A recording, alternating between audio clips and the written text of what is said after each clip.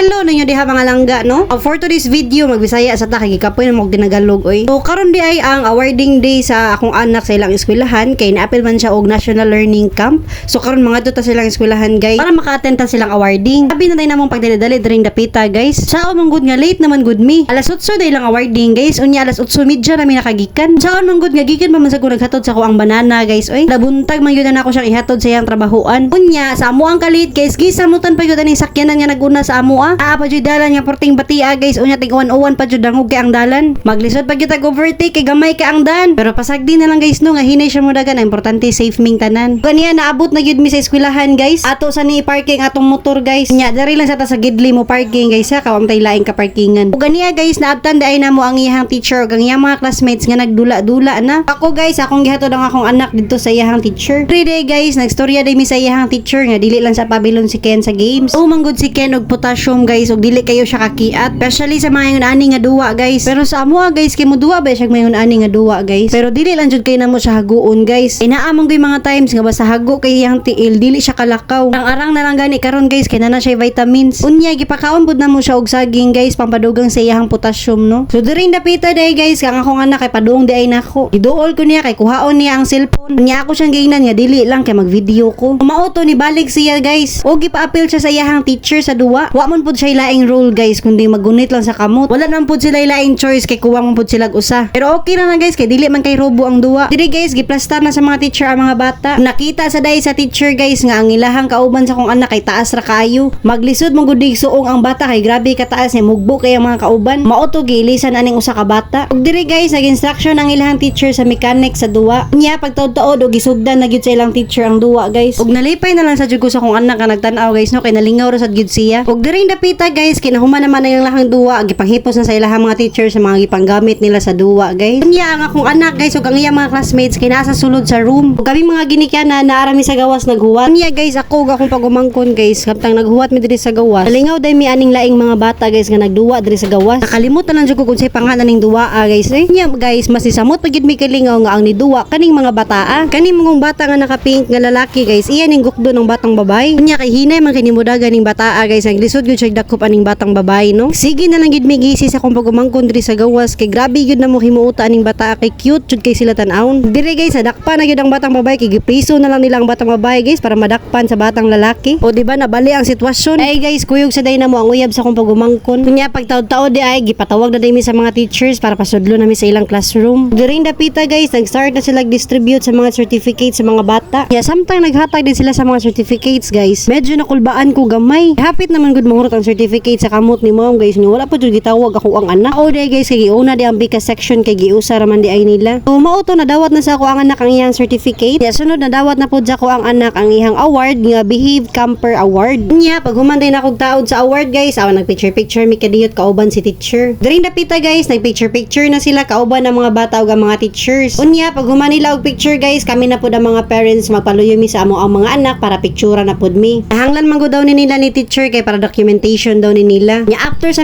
lecture guys nag farewell og nagpasalamat ang ilang teacher dayon nag-pray na pud sila.